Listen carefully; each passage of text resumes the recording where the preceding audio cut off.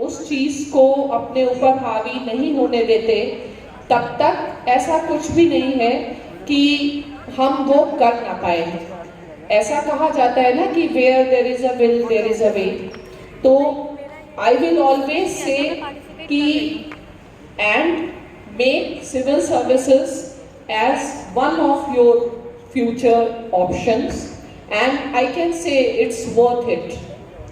And clearing civil services is not as difficult as it is assumed to be, subject to the condition you understand what is the game, what is the strategy.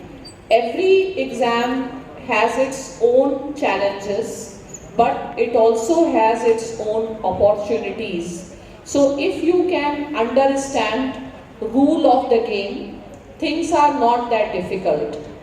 The reason is लोग इतना ज़्यादा civil services अगर हम देखते हैं कि we live in a information age, तो information overload इतना ज़्यादा है, एवरी डे एवरी सेकेंड इतना ज़्यादा कंटेंट प्रोड्यूस हो रहा है, which is enough for any student to get confused and to get lost also, और ultimately to feel demotivated.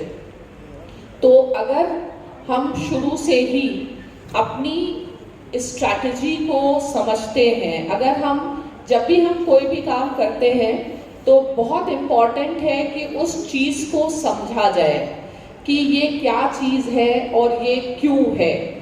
For example जैसे सिविल सर्विसेज है, तो बहुत सारे लोग उस चीज़ को समझते ही नहीं है कि ये एग्ज़ाम किस लिए बनाया गया है। कई लोग सिविल सर्विसेज का जब प्रिपरेशन करते हैं तो उसमें और एकेडमिक्स के प्रिपरेशन में डिफरेंस नहीं कर पाते हैं। तो civil services examination, as you all know, ultimately it is a personality examination. तो आपको सबसे ज़्यादा क्या काम करना है और किस चीज़ के ऊपर काम करना है, तो आपको सबसे ज़्यादा काम करना है अपनी पर्सनैलिटी के ऊपर और अपने व्यक्तित्व के ऊपर। हम अगर केवल बहुत बुकिश अप्रोच से पढ़ाई करते हैं तो सिविल सर्विसेज करना मुश्किल होता है। तो सिविल सर्विसेज में अगर आप जाना चाह रहे हैं, सबसे पहले किसी भी विद्यार्थी को ये समझना चाहिए कि एक विकासशील देश में, एक डेवलपिंग कंट्री में सिविल सर्वेंट्स की क्या क्या रिस्पॉन्सिबिलिटीज़ हैं, सिविल सर्वेंट्स की क्या क्या चुनौतियां हैं, और क्या मेरा जो व्यक्तित्व है उसके अनुरूप है या नहीं है, या मैं अपने व्यक्तित्व को उसके अनुरूप ढाल सकता हूँ या नहीं ढाल सकता हूँ। मैं यही कहूँगी कि no one is born topper, कोई टॉपर होता नहीं है। आप लोगों ने शायद फेमिनिज्म पढ़ा है, आपने सिमोन डी ब्यूवो का नाम सुना है।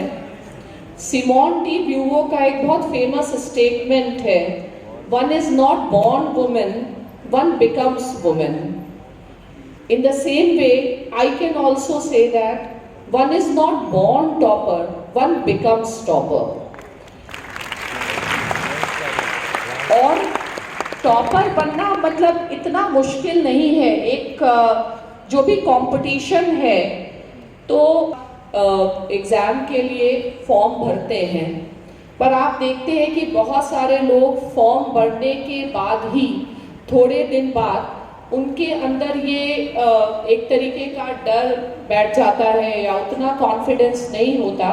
तो जो लोग एक्चुअली एग्ज़ाम में अपीयर होते हैं वो लगभग 5 से 6 लाख लोग प्रीलिम्स में अपीयर होते हैं, यानी कि बहुत सारे लोगों में इतना भी कॉन्फिडेंस नहीं रहता है कि वो फॉर्म भरने के बाद उस एग्ज़ाम के हॉल तक चले जाएं और वो एग्ज़ाम दे दें। और फाइनली जो कंपटीशन रहता है वो तो फिर प्रीलिम्स के बाद स्टार्ट होता है, जो बहुत लिमिटेड हो जाता है। तो इशू यही है कि हम जो चीज़ कर रहे हैं उसको हम सक्सेसफुली कैसे करें। मेरा यही मानना है कि जब भी हम कोई चीज़ करें या अपने हाथ में किसी चुनौती को लें तो we should not leave anything in the middle, और हमारे जो भी एफर्ट्स होने चाहिए that should result into the concrete, उसका अचीवमेंट होना चाहिए। और बहुत सारे स्टूडेंट्स को मैंने देखा है कि वो सिविल सर्विसेज क्लियर क्यों नहीं कर पाते। इसलिए नहीं कि वो मेहनत नहीं कर रहे, इसलिए नहीं कि वो टाइम नहीं दे रहे, बल्कि इसलिए कि शायद उनको वो मार्गदर्शन नहीं है, शायद उनको ये सब पता नहीं होता है कि इस एग्ज़ाम की रिक्वायरमेंट क्या है और किस तरीके से हमें पढ़ना है। तो इसलिए अगर आपको ये पता है, आपको इस बात का जानकारी या समझ है कि हमको क्या चीज़ पढ़नी है और किस तरीके से पढ़नी है। फॉर एग्जाम्पल अगर मैं कहूँ कि आपको मार्क्स की स्टडी करनी है पॉलिटिकल साइंस में एज अ थिंकर, लेकिन मार्क्स को जब आप ग्रेजुएशन या पोस्ट ग्रेजुएशन के लिए पढ़ेंगे तो उसका अप्रोच काफ़ी अलग होता है। जब आप सिविल सर्विसेज के लिए पढ़ते हैं तो उसका अप्रोच काफ़ी अलग होता है। आप अगर देखिए जैसे सिविल सर्विसेज परीक्षा में जो नॉर्मली जो यूनिवर्सिटी एग्ज़ाम्स होते हैं उसमें आपको काफ़ी बड़े उत्तर लिखने होते हैं, लेकिन सिविल सर्विसेज परीक्षा में बहुत ही लिमिटेड टाइम एंड स्पेस में आपको बहुत ज़्यादा टू द पॉइंट आंसर्स लिखने होते हैं। तो उसका कारण ये है कि आपके they want to understand there कि आपके अंदर कितना ज़्यादा कंसेप्चुअल क्लैरिटी है। आपको सिविल सर्विसेज के लिए बहुत ज़्यादा बुक्स के पीछे नहीं जाना है, आपको चीज़ों के कॉन्सेप्ट को समझना बहुत इम्पॉर्टेंट है। मैंने देखा है कि अक्सर लोग पढ़ते हैं लेकिन उनकी पढ़ाई का तरीका सही नहीं होता है, तो चीज़ों को समझ करके पढ़ना ये कमी बहुत ज़्यादा स्टूडेंट्स में दिखती है कि आप बस करने के लिए कर रहे हैं, आप उस प्रोसेस में होते हैं, लेकिन उस प्रोसेस को आपने कभी भी साइंटिफिकली और प्रोफेशनली एनालाइज नहीं किया होता है कि हम जो कर रहे हैं क्या ये सही ढंग है करने का या नहीं है।